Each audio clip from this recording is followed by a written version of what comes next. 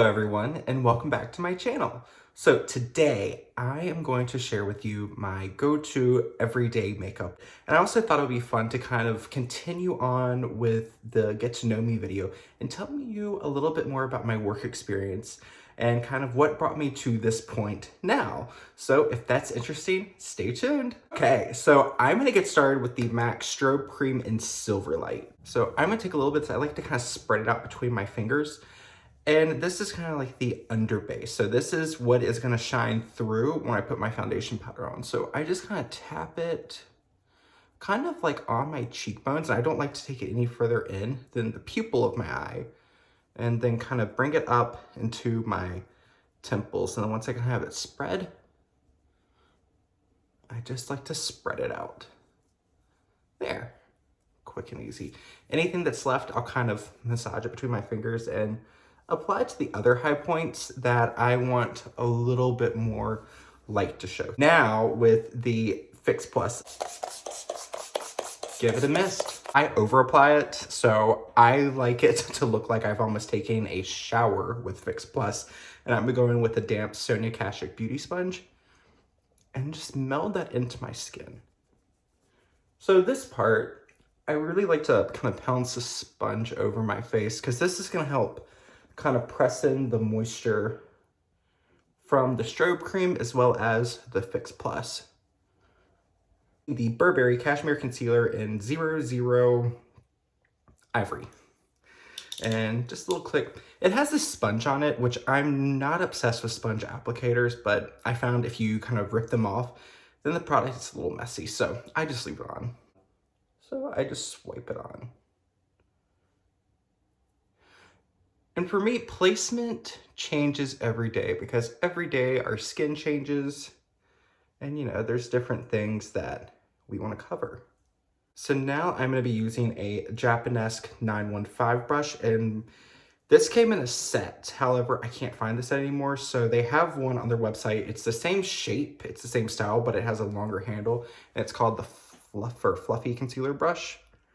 And I'm just going to kind of buff that out gently and almost think of like glazing. So if you've ever done pottery, it's just gentle, long sweeps.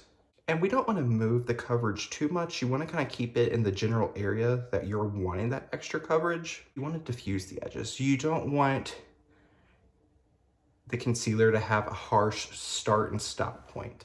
And you'll notice I sprayed my brush with the Fix Plus because that is going to help kind of give a little bit more slip to the product and help it blend. Compared to my face, this concealer looks very yellow and maybe a little too dark. However, when I go through and blend my powder foundation on, my powder foundation is the same color as my skin. So by working with something a little bit darker and a little bit more yellow, it is going to help me kind of color correct those areas. Because my big concern with colorations in my skin is I have redness. So if you think back to our artist color wheel, green is the opposite of red, but next door to green is yellow. So that's going to kind of help give you similar properties to using green to cancel redness. However, for me, I prefer yellow because yellow is a color we naturally see in our skin. And it's just easier to blend out. With green, I feel like you have to work harder to blend it out, and with makeup, I don't want to work hard. I want it to be quick and easy. So go back in with that beauty sponge, and then I'm just going to go through and diffuse. And when I'm blending out, I don't want to move it past where I applied it. I just kind of want to press it in. I'll be using the MAC Studio Fix powder in shade N4 and a MAC 150S brush. Powder foundation, pretty cut and dry. You just kind of play with your technique. The brush that we use is going to kind of gauge how much coverage. So this is a larger, fluffy, kind of flimsy brush. If you use something more short and dense, you will get more coverage. I don't want a ton of coverage, so I kind of like a brush that's going to give me a lighter application so I can build up the level of coverage. I'm stippling it in, and now I'm going to pick up a little bit more and buff. So I like to refer to that stippling layer as almost like our crumb coat. So if you think about when you make a cake, you kind of have that rough layer, and then now when we go back and buff, it's gonna help everything spread a little bit easier. So just buff. Spend longer than you think buffing. Because with powders, the more you buff and the more you kind of buff them into the skin, they mix with the oils of your skin. And that powder starts taking on a creamier look. This Studio Fix powder is a matte foundation powder. However, if you look at my skin, I'm not matte, but I'm not glowy. I've got that nice kind of satiny natural in between. So I started off in cosmetics when I was 21, which has almost been 10 years ago now. And I worked for an Estee Lauder counter. And I got fired. Sales were really hard because back then, in the small town I'm from, whenever I would call for gift with purchase, I'd be like, "Hi, my name is Zach. I'm calling from Estee Lauder." And some of the older ladies I was talking to, they're like, "Are you a boy?" And I'm like, "Yeah." And they're like, "I don't buy makeup for boys." I'm like, "Oh." So my pre-sales were horrible. And when I got people in store, that worked, but we didn't have a ton of traffic because it was slow and I was a boy and people didn't really give me the time of day. Especially when I first started, because when I first started, I didn't wear a lot of makeup. And then I felt like if I wanted people to take me serious at the counter, I needed to wear a lot of makeup. So I basically had it felt like I wore the entire counter on my face. And not a cute look. I look back and I see pictures, I'm like, ooh, your foundation doesn't match and you've got stripes on your face of what you call contour. I like to think I've come past that point. So once I left, or was let go from my job with Lauder, I began working as a holiday on-call for MAC. And at this point, I felt like I had just made it. And I was just like beyond happy because when I started makeup, so I was 21 in the year 2011. And at that point, like you didn't really hear, like you knew about other makeup brands, but when you thought about like makeup and makeup artistry, it was MAC. If you worked in makeup, you pretty much wanted to work for MAC. And in my mind, I'm like, oh my goodness, I've got my foot in the door. I am with MAC. So I worked that holiday season. I loved it. I learned so much about foundation matching and some just basic techniques, and it really inspired me to learn more. So that's when I enrolled into makeup school. I was hired again by Estee Lauder, but this time for a different department store. And it was great. I stayed with them through makeup school, and then I got to work next to them. So my next cosmetic job after that Estee Lauder was with Sephora. And that was, I think, one of my favorite work experiences I've had to date. Sephora was just such a fun environment. We were Sephora inside JCPenney, and our crew was small starting out. We literally helped build the gondolas, put everything on the shelf. It was like, it might sound silly, but it was almost like magical because we became this family and the store was like a baby to us because we literally put it together. It was so much fun. And then we did like the week-long Sephora SOS, which is like Science is Sephora. It was a week-long training when you learned about different things, some about the brands, basic for makeup and skincare. It was just a really great class. There. I think I'm pretty happy. I built this up a little bit more than I normally would, but you know, we're having fun. It's for a video. Doesn't really matter. I'm not going anywhere today. I stayed with Sephora until I moved to Canada, and I was very sad when I had to leave.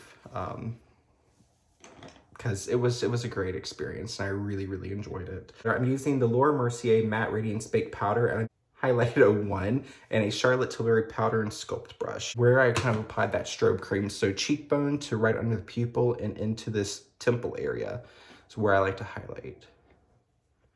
I'm just gonna buff it in and just take my time buffing it. So I left Sephora to move to Canada and I had to wait on my work visa. So once I got my work visa, I started working for Nordstrom, and that was a great experience. I was hired on as what they call a beauty on-call, and I did that position for 3 or 4 weeks, and I was happy because I got to work with all the different brands, and I got to learn more about brands I previously didn't have any experience with. I knew about some of the brands like La Mer and things like that just because I had purchased some of the products when I had traveled before, or I'm gonna add more highlight because why not? So I knew some about the brands through like a textbook level, but not like a working level. So I did that, and then 3 or 4 weeks into that position, one of my coworkers was like, hey, so-and-so, our department manager, wants to see you in the office. And in general, I'm kind of like a paranoid person. Like I think like, oh no, I did something wrong. Like, it's like that school mentality where it's like, oh no, I'm going to the principal's office. So she called me back to her office and she was like, you're doing really well. And I'm like, oh, thank you. She's like, didn't you work for Mac before? And I was like, yeah, I worked as an on-call artist for a holiday season. And she said, we have a position open called counter manager in training. So it's kind of like an assistant manager position. If you're interested, I would like you to interview for it. My interview was very strange. So she quickly got me in and I went to the Mac store in that mall. And I did a makeup application and I was nervous. I was very scared and things were not going as planned. So the day before the interview, I had gone to Zara because, you know, the Mac aesthetic is all black. And if I'm going to interview for a job, I want to look the part. So I went to Zara and I found this sweater that I really liked off clearance. And I got there early. Like I got there before like the store opened. And I went to the washroom. I was washing my hands and I looked at the mirror and I'm like, oh no. Like the sweater is see-through. Like you can just like see straight through my sweater. I'm like, oh no, I'm about to interview. I'm like, wait, I've got my blazer in my car. So I wore a blazer. I was nervous and I was hot and I was really nervous. Yeah. I'm just really enjoying this. So I'm just adding more highlighter. Okay, that's enough highlighter. So I did my interview, which was like a makeup interview. And I was nervous because I'd always heard like horror stories and like I Googled and I searched on YouTube for Mac interview. Don't do that. Don't do that because what I found was nothing like the actual interview. I'm in a bronze. So I'm using a Big Fluffy It Cosmetics for Ultra Brush and then this L'Oreal Lumi Bronzer #1 Light. And we are going to be working on the cheeks and forehead, kind of nose and chin, kind of the high points of my face where the sun would naturally hit. I don't want to go any further than here because I'm bronzing, not contouring. That's kind of like a pet peeve. I don't like to mix my bronzing and my contouring. They're very separate. Got my blazer, went in, did the makeup interview, and the look that I was assigned to do was a kind of like a Jennifer Lopez inspired glowy bronzy look. And I'm like, perfect. This is the look that, you know, in the States, I built my freelance career on because I like that healthy kind of natural look. So that went well. And I was close to finishing, but my timer ran up right before I finished. So the trainer that was doing my interview, she was like, if you were going to finish this look, how would you finish it? So I was like, you know, I would throw a gloss on the lips and a little bit of mascara on, and that would be it. Because when we were doing the bronzer, blush, and highlight, I incorporated that into the eyes, so the eyes weren't bare. Because you never want to have a bare look that just looks weird and it looks kind of off balance. So I did that. So we finished, she gave me my review of like how I did. She's like, you did really well. Yes, you ran a little bit over on time. She's like, however, if you weren't explaining and selling the product, I think you would have been fine with your time. And I'm like, oh, great. She's like, you know, a lot of people struggle with trying to educate and apply at the same time. I'm like, well, that makes me feel good. So then I went back to one of the little like private kind of makeup rooms, and that was like my kind of like verbal portion of the interview, and that was fun. We didn't really have any serious, I didn't have any serious questions. She asked me about kind of my experience working with Mac before, what I knew, and somehow it became a conversation about products that we both loved that had been previously discontinued. It's like, oh my goodness, I love that product, me too. So it was a fun one. Real quick, I'm using the e.l.f. Beautifully Bare palette, and I'm mixing together these two blush colors.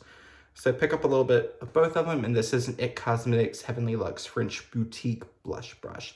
Mouthful. We talked, and I'm like, and I was kind of nervous at this point again, because I'm like, we didn't actually talk about like business and like what my expectations would be as a manager. And then she had my resume, so she saw where I had been in the managing team with Sephora. So I'm assuming that's why she didn't ask me anything about kind of managerial questions.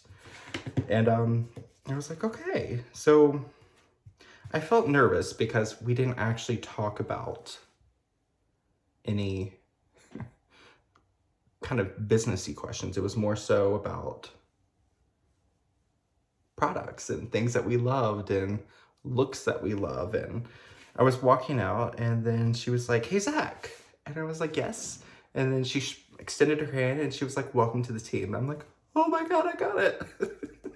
So I ran back to Nordstrom, and I'm like, oh my goodness, I got it, I got it, I got it. So I was excited, and I stayed with Mac for a while, and then eventually I decided I wanted to pursue aesthetics.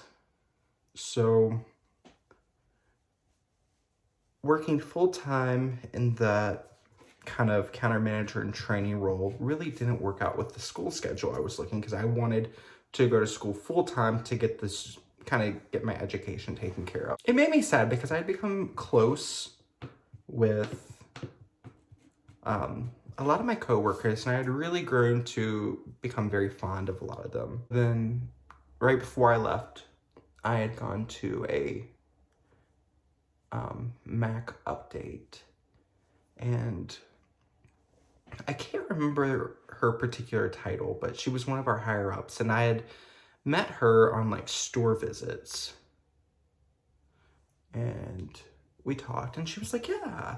And I explained to her what I was doing, and I was like, I would love an opportunity to work like a part-time or an on-call or any type of like position at the Mac store where I wouldn't have like a major hourly commitment. So she put me in contact. I submitted a video interview. That was terrifying. Putting myself on video, even now, it really intimidates me, and I'm like, I'm gonna mess up. And I get way too chatty, kind of like, no. But I got hired, and I worked at the Mac store that I did my interview for, my makeup interview for Nordstrom. And, you know, at that point, I kind of felt like my kind of like makeup journey in retail cosmetics had kind of come full circle, because I aspired to be a Mac person. And I did a part-time or an on-call, and then I was now at the Mac store, and I'm like, everything's happening. And the stigma that I'd always heard about like Mac store employees kind of being like more cold and not easy to approach, and I was like, and I learned that that's not true. Like the group I worked with at the Mac store, they were just, even now that I'm no longer with the company, they're all so nice. And then seeing them interact with clients, it was special, because everyone was nice and everyone has like a genuine care for the clients. And I mean, it makes sense because a lot of people at that location had been there for like a long time. And they'd always like stayed humble and just very kind, and it was a great experience. I did leave because the schedule I was on was just too hard for me to manage personally with my kind of school schedule and studying, and yeah, I'm not good at like multitasking.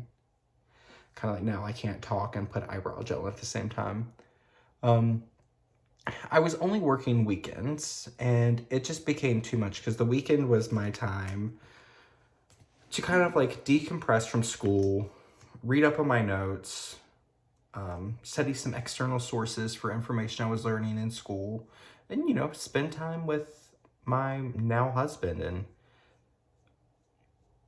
I don't know, I was in a position to where I was able to not work for a little bit. So I took advantage because it just, to me, it did not feel right continuing to work for a company that I respected the way I did, because I wasn't mentally able to give it my all. So I left and finished my school and stayed in contact with some of my coworkers, and they're super nice, and I'm very, very happy to have had the opportunity to work with them.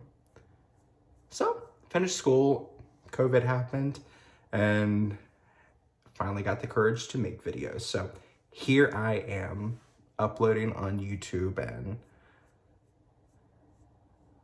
I'm excited that, you know, it's finally happening. So sometimes I'll do mascara. Mascara is something I really haven't done a lot of before because I just don't like it. And then I found this CoverGirl Clump Crusher in the shade Black Brown, and it just blows my mind. Like, I love like that. I've always wanted a mascara that kind of gave you that natural separation and definition to look like a no mascara look. And for me, this does it. It's wonderful. It doesn't clump. However, if you're someone who likes a really lashy look, who wants to have like va-va-voom lashes, this isn't for you. You're not gonna get that look. Next, I'm gonna add a little bit of definition to the lips. To be honest, I don't do this every day, but on video, I like it, and product I absolutely love. This is the MAC Lip Pencil in the shade Dervish. I love this because it's pretty much like my natural lip color. So I kind of run it on the edge, or what you'll know as the vermilion border, because it just kind of helps me extend the colored portion of my lip to like the fleshier part of my lip, like right here, that isn't pigmented. And another thing I like to do is I kind of like to set the pencil on inside my lip and pull down. Because I find if you try to, like, you'll see here. So here where I've gone outside of the pigment part to here, I've got the illusion of the lip being larger, but it doesn't look too clowny. I mean, I don't feel like it looks clowny at all. But by going inside the lip and pulling down to where you're going under the part of the lip that projects, you're creating a natural fullness. And when you go out here, it can become like really overdrawn looking. And then I kind of just skim over the lips just for a cohesive effect. Same thing on the top lip. Start inside and go up. And that's it. And then I'm just gonna skim over.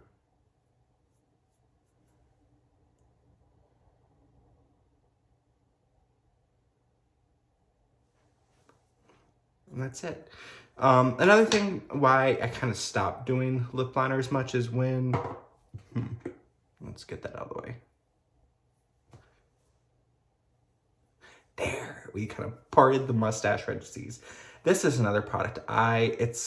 You can find something way cheaper. I bought it because I was at Nordstrom, but the little Tom Ford beard comb, I love this. It's great. That being said, I really only use it in situations like this. Continuing on, Kosas Wet Lip Oil Gloss in the shade Jellyfish, which is like a clear. And just put it on and you're done. So I was saying, I don't really line my lips too much anymore because when I get them filled, it kind of extends the pinky part of my lips to give them more of like a full look. So for me, that's good enough. Yeah, so this video ended up being longer and a lot more chatty than I anticipated it to be, but you know, we're becoming friends in this like little YouTube community, and I appreciate all of you for watching and supporting and being just so positive. I couldn't be happier. So thank you for your time. I hope this was helpful. I hope you enjoyed learning more about kind of the work I've done in the past up to this point, and I'll see you on the next one. Take care, everyone. Bye.